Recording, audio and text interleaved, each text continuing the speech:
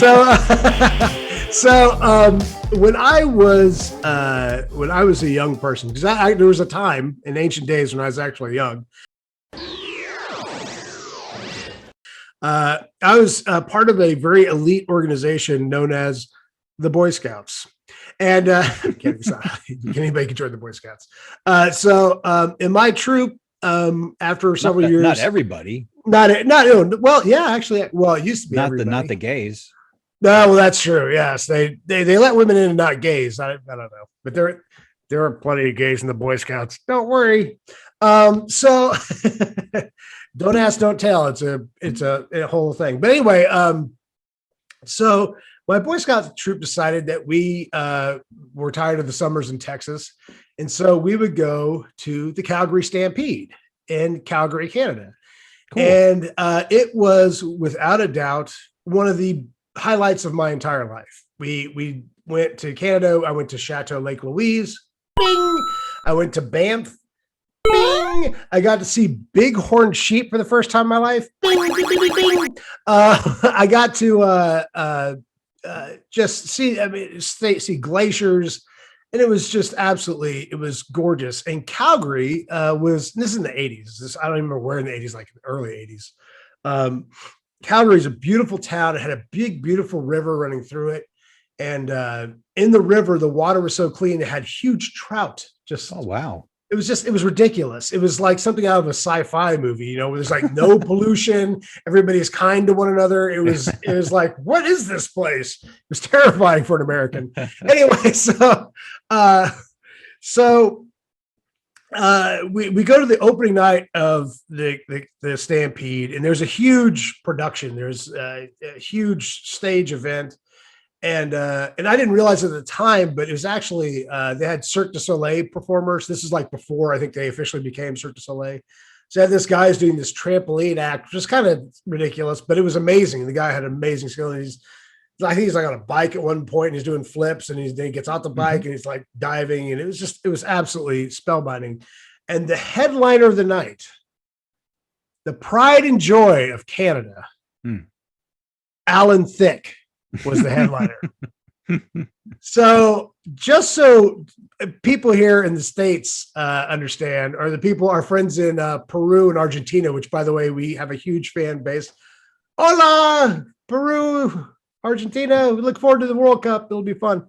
Literally the pride of Canada was Alan Thicke. He was kind of like the Pope.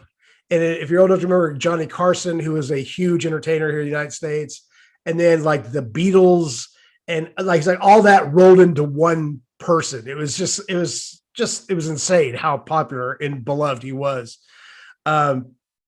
So I was not prepared for Alan Thicke to be there. And I think this is before the series that he was on here in the States. So I really had no idea who this person was. Thicke of the Night?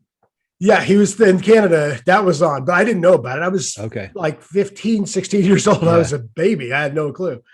And so the other thing I didn't realize is that Alan Thicke wrote the theme song to Facts of Life. Oh. And Different Strokes. Oh, no way. So I'm there with my buddy. My buddy's really cool. You know those guys that you knew like in high school that like got stoned like when they were 10 and they were kind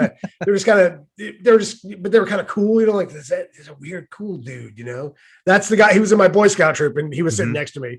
And he was big into Rush, and like the kid from Bad News Bears, right? Exactly. Motorcycle, right? Yeah, exactly. He smokes a cigarette. Yeah, exactly. He's got it rolled up in his sleeve, and he's 12.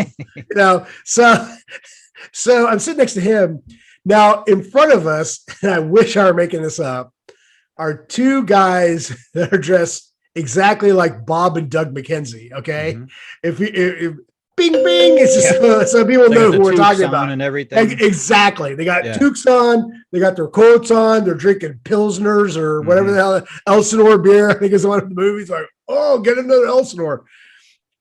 And this is in June. Now, granted, it's like 60 degrees outside because it's Canada, so it's not particularly hot, but still, I thought it was a little much for June. And The guy comes in, he tells a bunch. Alan Thicke comes out, like crowd goes crazy. Tells a bunch of jokes. Crowd goes crazy. Different strokes. And I'm like, at this point, I'm like trying to hold back the laughter, right? and my buddy's just like elbowing me. And I'm like, I can't do it. Stop. And you can see we're trying to catch the ire of the people in front of us. And they're kind of like, what's so funny? Yeah. And then he had to do it. You take the good, you take the bad, you take it all, and there you have the facts of life. The facts of life. And I just explode in laughter. This is the most ridiculous thing I've ever seen in my life. A grown man singing TV theme songs in front of a crowd of just swooning Canadians. And I had no idea who he was. I had no idea of the importance of this man. And if I were 2 years older, those guys in front of us just would have beat the shit out of us. They were furious. They were beat red. It's like, how dare you just defile my God? Oh, how dare you? And I'm like, I'm sorry. And I'm just streaming tears of laughter. It was the funniest thing I've ever seen in my life. So if you ever go to Canada and you find the ghost of Alan Thicke, have him sing the facts of life to you. I guarantee you it will be worth it. I'm sorry for being on the table. Oh, it was epic. It was epic. They ran you out of town after that, right? Oh man, it was. We had to go to Chateau Lake Louise to go hide. It was incredible. So that Robin Thicke doesn't he have a kid like Alan Thicke? Is Robin Thicke? It's Alan Thicke's son. He's the guy who got into the hanky panky trouble, right? Yes. He was doing a little grabby, and then his wife. Robin Thicke's wife is probably one of the top 5 most attractive women to ever walk the face of the earth. Mm-hmm. Okay. Bing. Yeah. She's more attractive than Elizabeth. Elizabeth Hurley? Yeah. Elizabeth. No, is it Olivia? Is it Olivia Munn? Olivia Munn. Olivia Munn. I mean, Olivia Munn is attractive, but she's not the most. Olivia Wilde, and dare I say it, she might be more attractive than Ariel Tweedle. Okay. Maybe. No guarantees. But no, so Robin Thicke's wife is a fine-looking lady, a very handsome gal, we shall say. Yes. Okay. And then he made that. He made the song. What was it? Something. Oh God, I want to say it's White Lines. It's not White Lines. I don't know. Ask Google. Yeah. He made a song about cheating or something, or. Well, I don't think the song. I don't remember if the song's about cheating, but it has several very high dollar models, including Emily Ratajkowski. Oh, he made a video. Right. He made a video. And they're all naked. They're all naked in the video. They're topless and thongs. I mean, they're not completely naked, but they're in the. And he's like, putting his arm around him, and so the word was that he was fooling around with these girls.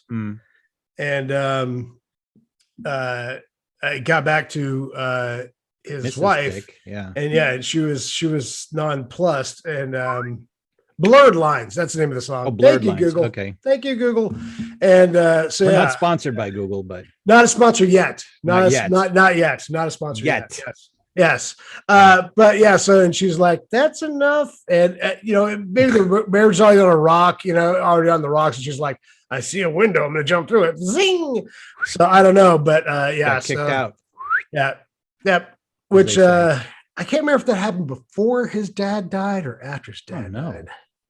Yeah, his ex-wife's name was Paula Patton. Bing. Very, very, very handsome lady. I'm sure she'll be in the thumbnail. I hope so. Well, if not, I try to name as many attractive actresses as I could, so just kind of fill it up, just let's fill her up there, chonkers. But yeah, so that's my story, and I'm sticking to it.